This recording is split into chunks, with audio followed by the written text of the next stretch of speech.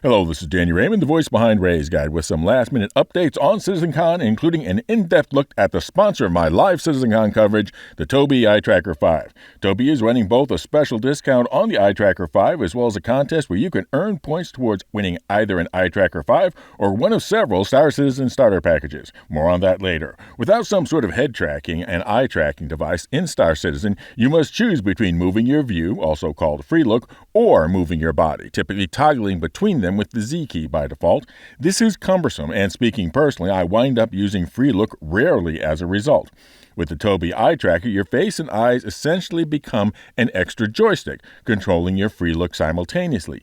In first person, this makes it real easy to glance over your shoulder to check an alcove or the position of your teammate while keeping your direction of facing and movement. It makes certain infantry tactics, such as advancing in a line, quite easy. In dogfighting, it means being able to track and target an opponent to your sides. Personally, I use mouse and keyboard in first person and dual sticks while in flight, so my comments on working with the Tobii Eye Tracker in the game will be focused on this. But first, look at the device itself.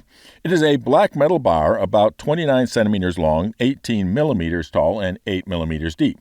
There are two dull red target lights on the end and two lighted dots in the middle. It comes with two adhesive back metal strips and a third adhesive back metal bracket. You simply attach the metal strip to the bottom or top bezel of a flat monitor or laptop, or use the back to attach to a bezel-free or curved monitor. The eye tracker itself then just attaches to the metal strip with magnets built into the unit.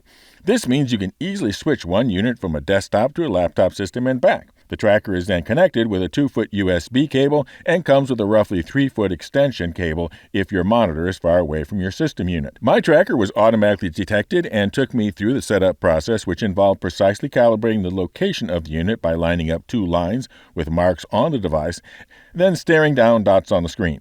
The unit had no problem either with the fact that I was wearing glasses or the fact that I have no eyes. Well, yes, I do have eyes, but they're very narrow ones, and, for example, in the Star Citizen VoIP system, constantly thinks my eyes are closed when they are not.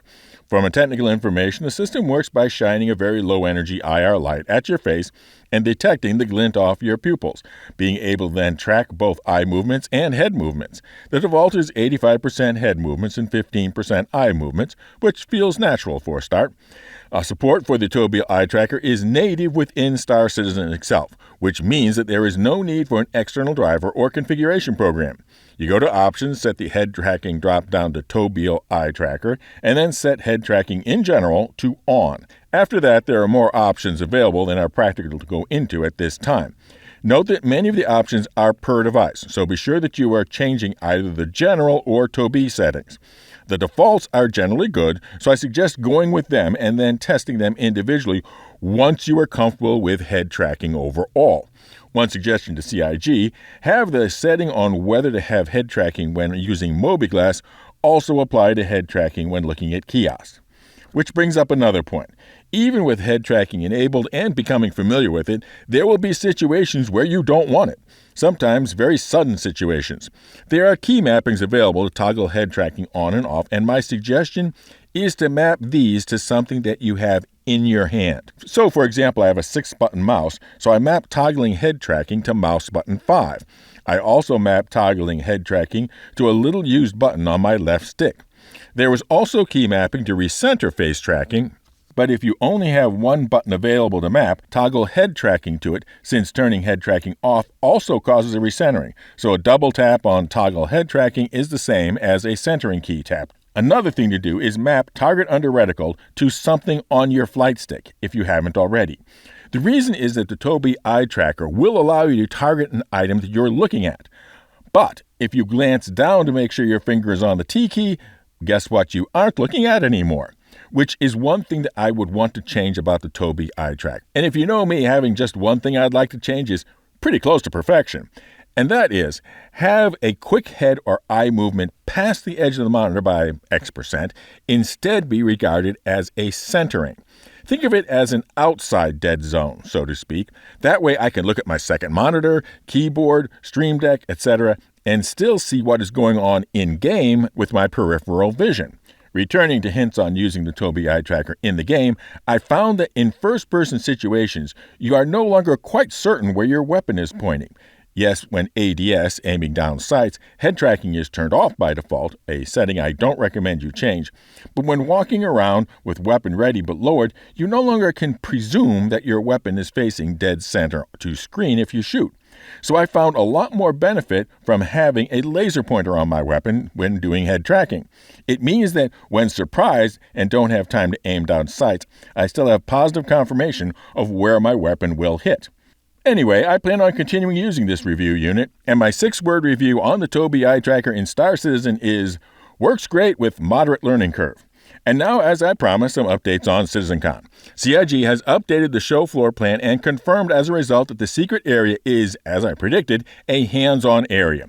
And the focus of the area will be playing live in Pyro. I suspect that we will find that Pyro is quite complete and polished, at least as far as the setting itself is concerned. The reason is that CIG's planetary team hasn't just been sitting still during all these delays in getting server meshing finished.